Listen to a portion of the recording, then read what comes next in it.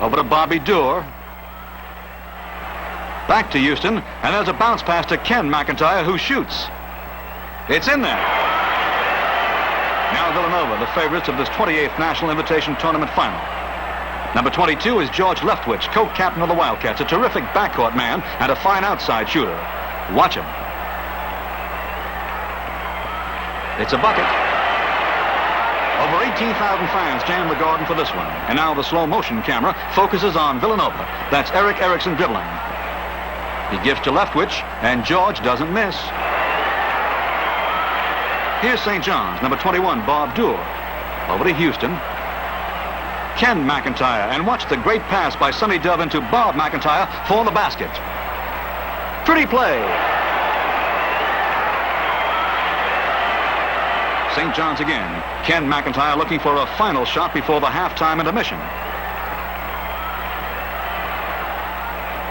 He gets it, and the Redmen lead 36-28. St. John's ball as we move into the second half, and watch another fine play as Sonny Dove feeds Ken McIntyre for a score.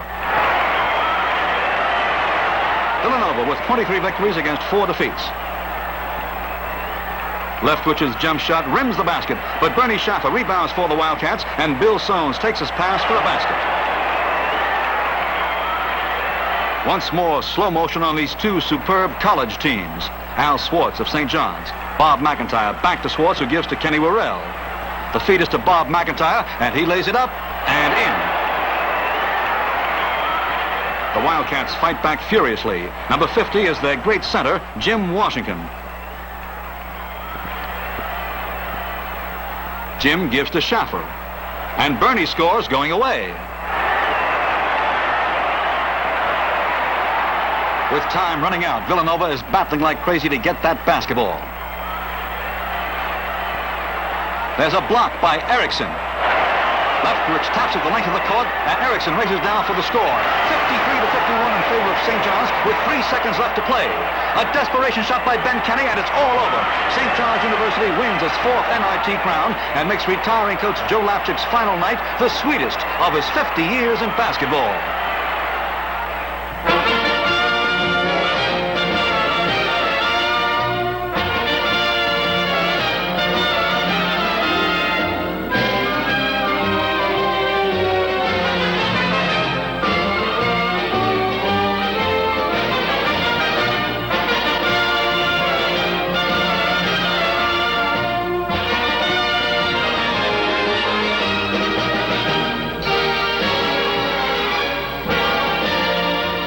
In New York City, we find Lew Alcindor of Power Memorial Academy, a high school All-American whom we're sure to hear more of before his basketball career is over.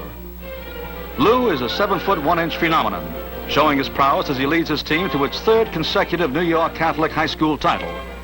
Alcindor in the post is almost unstoppable, as you can see, and his team has scored 78 victories in 79 games.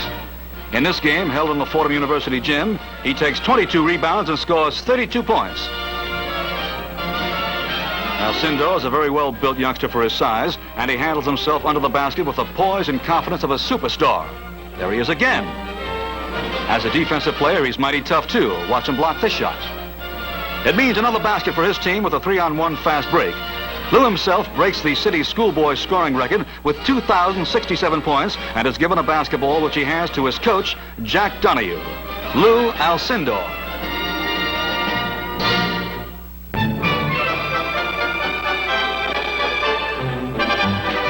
At Chester, Pennsylvania, it's the Harlem All-Stars versus New Orleans in the 1965 Biddy Basketball National Championship.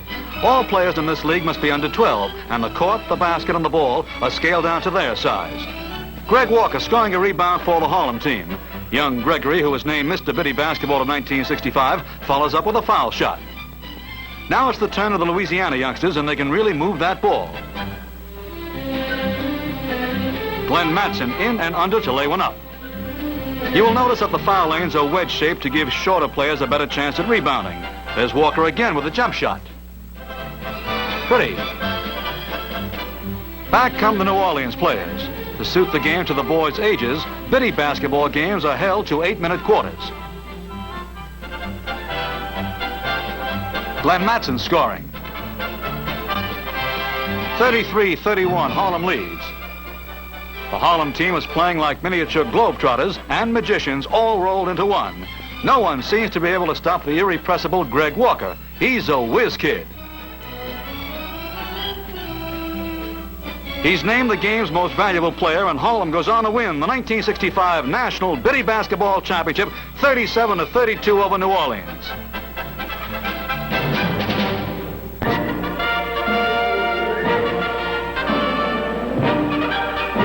From Tokyo, Japan, come films of the 1964 Olympic basketball final between the United States of America and the USSR. That's Princetonian Bill Bradley on the side, scoring one for Uncle Sam. That big man whom the Russians have, Krumich, is 7 feet 3 inches tall and weighs 325 pounds. Even in the Soviet Union, that's an awful lot of basketball player. One of the fascinating things about the game as it's played at the 18th Olympiad in Japan is the scoreboard. You will notice it at the far end of the court. It consists of lighted bars that gradually go out as the game progresses. The bars at the extreme right mark the last 5 minutes of play. Each half begins with all bars lighted. 39-31, the United States leads at halftime, and the American Stars go on to dominate the second half as well. In the 7 Olympiads in which basketball has been one of the sports, the United States has racked up 7 Olympic basketball championships. Just as Canadians have dominated the world in hockey, a game that began in their country, so have the Stars of the USA dominated the world in basketball, a game that began in their country. We salute America's newest Olympic basketball championship.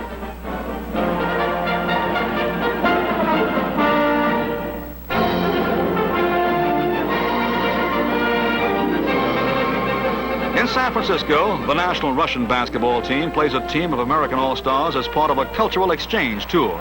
One of the U.S. players is the UCLA All-American Gail Goodrich. Goodrich chalks up 2 for the home side right now. The Russians are no pushovers in basketball.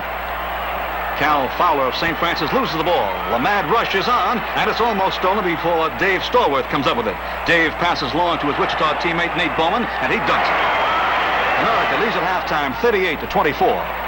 The Russians come out strongly in the second half. Making the hook for the Soviet Stars is their big center, Nikolai Shushat.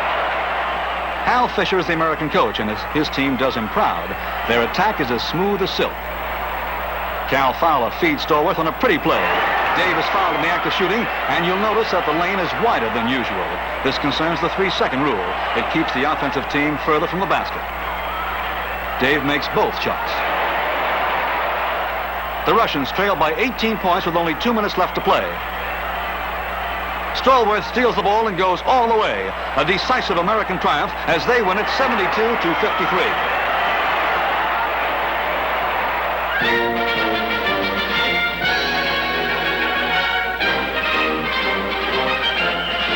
Roberts Stadium, Evansville, Indiana. Southern Illinois meets Evansville College for the National Collegiate Basketball Championship. The Illinois team has the ball, and watch McNeil on the top of the key.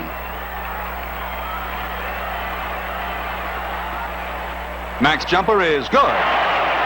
Coached by Arid McCutcheon, the Purple Aces are making their 9th appearance in this tourney, and they're aiming for their 3rd championship. They're strong under the boards, and that's Jerry Sloan with the basket.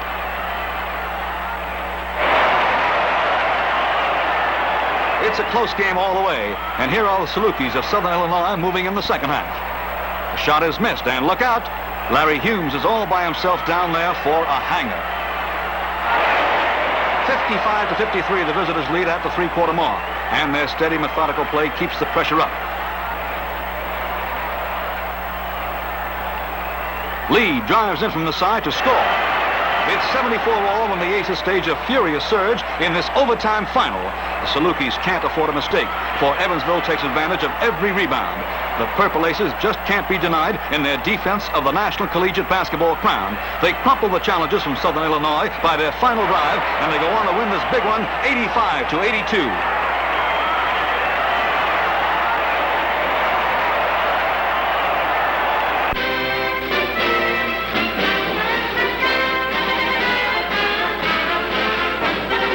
Municipal Auditorium in Kansas City, Missouri. Central State College meets Oklahoma Baptist for the NAIA Championship. Wilburn scores for Central State. Seeded number 1 in this tournament, the Ohio team wearing the white jerseys are really great. There's a steal by Darius Cunningham, and he never stops till he scores. Central State leads 41-24 at halftime, and they quickly take control from the second half tap-off. They play wide-open basketball. The shot is missed, and Oklahoma Baptist rebounds. You've got to hand it to these boys from Shawnee. They knocked off some higher-seeded teams to get to this final. Gene Hackett drives right down the middle. Good! But Central State plays this game as though they owned it. You rarely see a more poised team than this one, and that's Avery Godfrey going under for the layup. The Oklahomans fight as hard as they can, but they simply can't match the Ohio powerhouse. Central State has the rebound, and just watch the razzle-dazzle before Colbert scores the final basket. 85-51. Central State College wins the 1965 basketball crown of the National Association of Intercollegiate Athletics.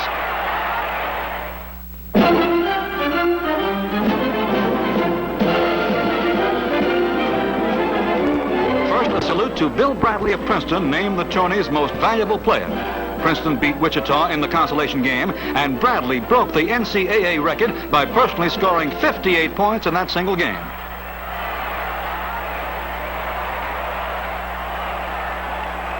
Now the final itself, UCLA versus Michigan. Over 13,000 fans jam Portland, Oregon's Memorial Coliseum to see it. It's the Wolverines' ball, and Oliver Dorden feeds Kansy Russell for a hook shot. The Bruins ball. They are defending champions of this great tournament, and Coach John Wooden has a superb ball club here.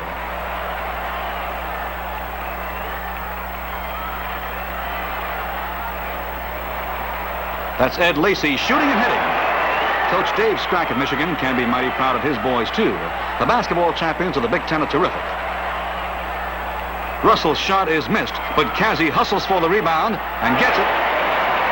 The game is marked by individual heroics, but one of the outstanding players is a UCLA substitute, Ken Washington. There he is, and the Bruins lead 26-24. Michigan's George Pomey.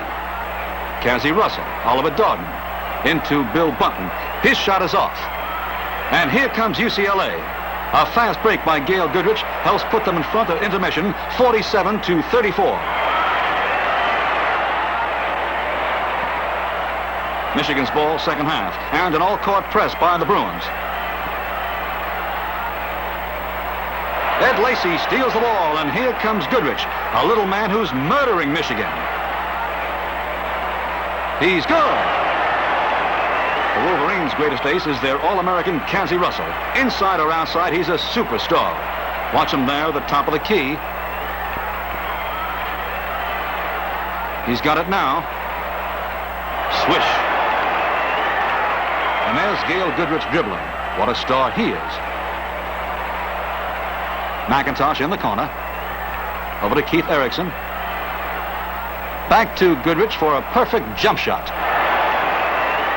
Michigan outscores the Bruins in the second half, but the smaller, lighter Bruins are outplaying them.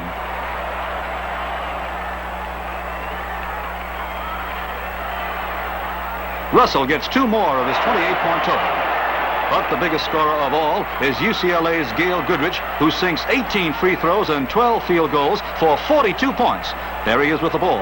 And as Gail goes, so do the Bruins. They win over Michigan 91-80, and Coach John Wooden proudly accepts the NCAA National Championship basketball trophy for the second year in a row.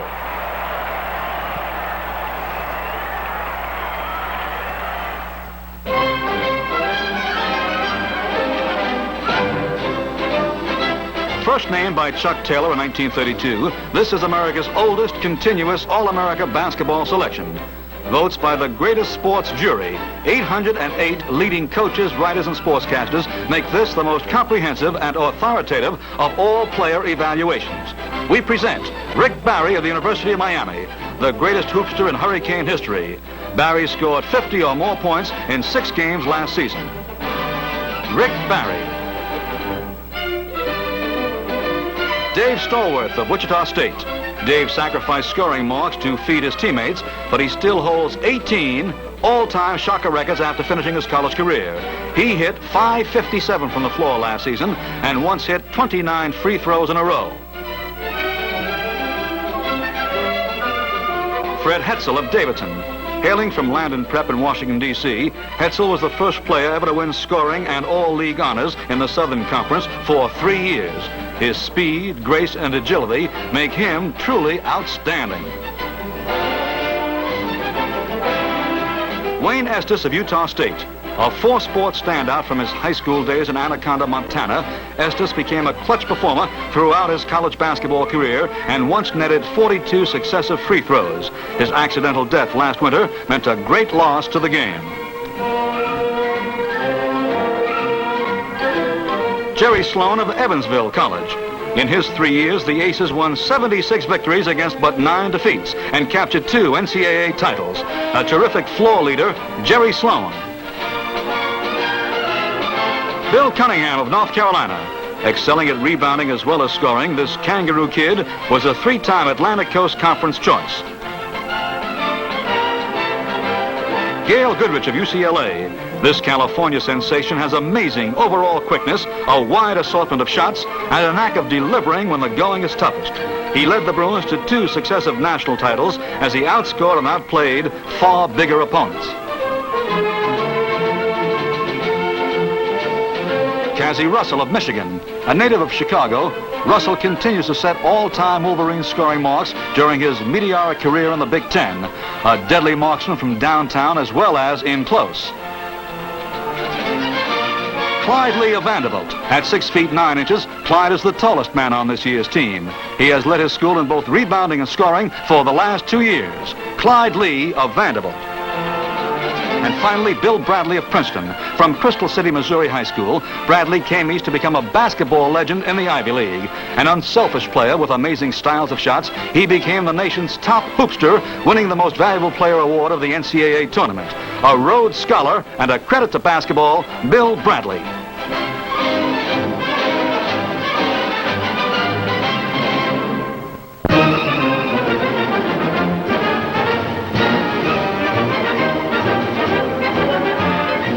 Introducing Bill Russell of the Boston Celtics, most valuable player in the NBA and greatest of all the defensive players. Red Auerbach, popular coach of Boston and the East All-Stars. Bob Pettit, selected for the 11th time in 11 years as a pro. And Wilt the Stilt Chamberlain are just some of the great names in the 15th annual NBA All-Star Game in St. Louis. West wears the white jerseys and they get the ball. Russell rebounds for the East, and here they come. Oscar Robertson down the side. The Big O passes out to Russell, and Bill's got a basket. Here comes Jerry West. He passes to Len Wilkins, whose shot is off, but Chamberlain tips it in.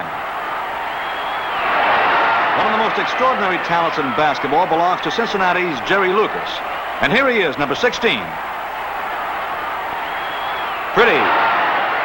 For the West, Don Ohl, Terry Dissinger, Bob Pettit, and Walt Bellamy execute a neat play. There's Pettit making the basket. But East is in front and going. Watch Willis Reed, the Knicks' great rookie. There's his shot. Good. East leads at halftime, 75-61. Coming back for the second half, West electrifies the crowd with its drive. That's Chamberlain, and he's dunking one. There's Robinson again, and just look at him handle that ball with Russell. Big Bill gets the basket. Terry Dissinger, the Detroit Pistons, down court. Out to Jerry West. Now Gus Johnson. And a scoring connection with Wilt Chamberlain.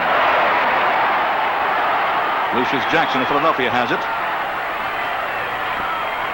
And the incredible Robinson drives through for the East. It's West's ball. Watch the steal by Reed. He's got it. Out to Jones. Now to Robertson. And Jerry Lucas gets the basket. What coach wouldn't love to have players like these? Bob Pettit and Wilt the Stilt underneath. Chamberlain misses once, but not twice. Robinson, number 14. Into Jackson, but Len Wilkins steals for the West, and it's 3-on-1. Bellamy getting the basket. Protecting a three-point lead, East dribbles out the clock. Pettit intercepts to race down court for a final basket, but West bows to East in the NBA All-Star Classic, 124 to 123. For the Happy Easterners, their third All-Star triumph in a row.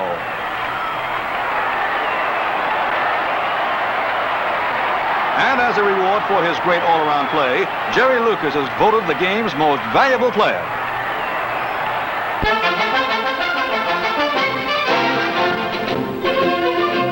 Each year, the Converse Rubber Company is proud to present the top players of the National Basketball Association. From the Major League of Basketball, we now give you the capsule portraits of the NBA's All-Star team, the Rookie of the Year, and the most valuable player. Elgin Baylor of the Los Angeles Lakers, 6 feet 5 inches tall, 225 pounds, from Seattle University. Named to the All-League team for the 7th straight season, he's generally regarded as the best all-around player in the NBA. In 7 seasons, he's rolled up 14,901 points for a 30.2 average per game. Elgin Baylor of the Los Angeles Lakers. Jerry Lucas of the Cincinnati Royals, a 3-time All-America ace from Ohio State. He won the NBA Rookie of the Year honor a season ago. Luke led the Royals in rebounds with 1,321 of them last season, in floor shooting with a .498 average, and he was third in assists. He's a fellow so steady and dependable that he rarely catches the attention of any spectator unless he's a keen student of the game. Jerry Lucas of the Cincinnati Royals.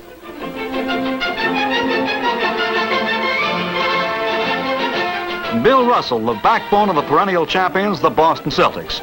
A former San Francisco University star, he's generally hailed as the greatest defensive ace in the entire history of the game. He holds the all-time record for most rebounds, over 15,000 of them in regular season play, and he wins the league's most valuable player award for the 5th time. Bill Russell of the Boston Celtics.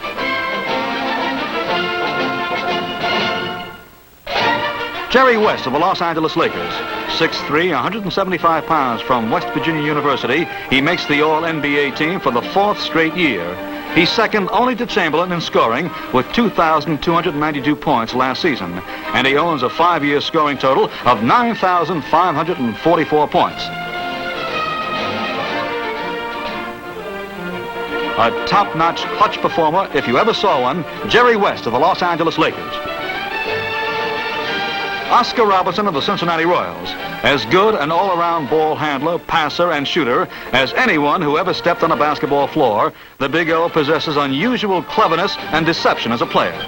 Winner of the league's playmaking title for the 4th time last season, he still managed to be 3rd highest in league scoring and 2nd best in free throws. A maestro of basketball, Oscar Robertson of the Cincinnati Royals. Willis Reed of the New York Knickerbockers, named Rookie of the Year of the National Basketball Association. 6 feet 10 and 245 pounds, Reed counts to professional ball out of Grambling College in Louisiana, where he was the first-team All-America choice of the National Association of Intercollegiate Athletics. High scorer of the Manhattan Club, he also captures the league's coveted Rookie Award. Willis Reed of the New York Knicks.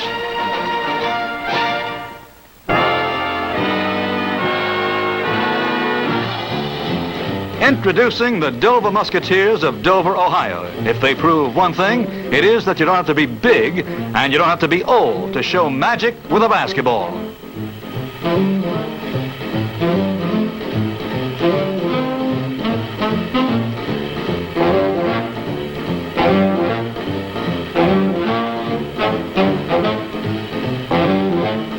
Spotlight now on Todd Ramsey of the Dover Musketeers. This boy ranks as the genius at dribbling.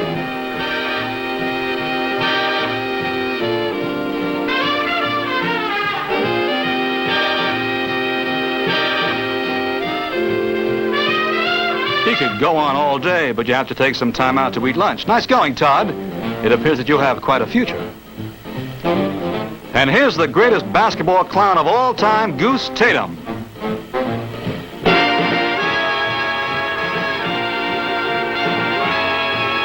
For every goose, a gander. In Tatum's case, referees make natural fall guys.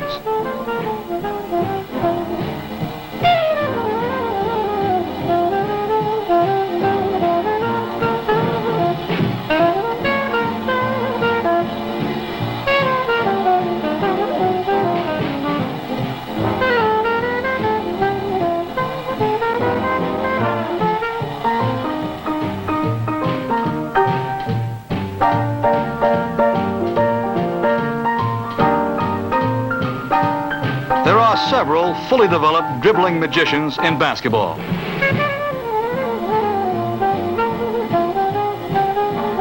But there are youngsters coming up who'll make us forget them.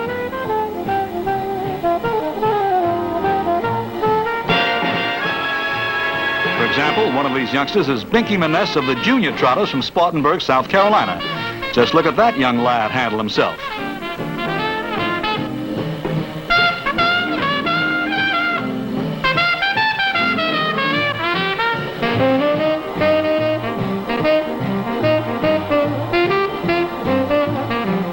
The name is Frank Parks, and he's learned to boot a basket football style. Here's Binky Maness again. He makes a basketball look like a gyroscope, and he hardly loses the turn as he gives over to Tommy Kars. Tommy's tops are turning too. Just watch him.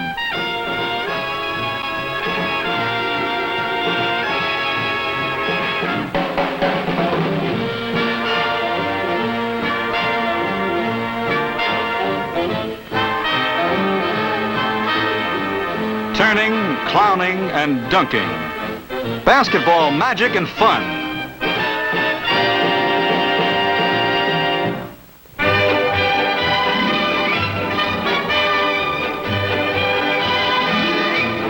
Nearly 14,000 fans filled the Boston Garden to see the Celtics play the Los Angeles Lakers in the NBA Championship Playoff Series. Sam Jones warming up. Johnny Havlicek, whose great play won the last game of the Philadelphia series. And here's the opening tap. Boston in the white jerseys, the Lakers in dark. Jerry West gets the ball, and quickly, he gets the bucket. The Celtics' balanced attack is a great thing to watch, and they're going for their 7th straight NBA crown. Satch Sanders is good. Now slow motion on this fine Los Angeles team. Walt has it with the ball.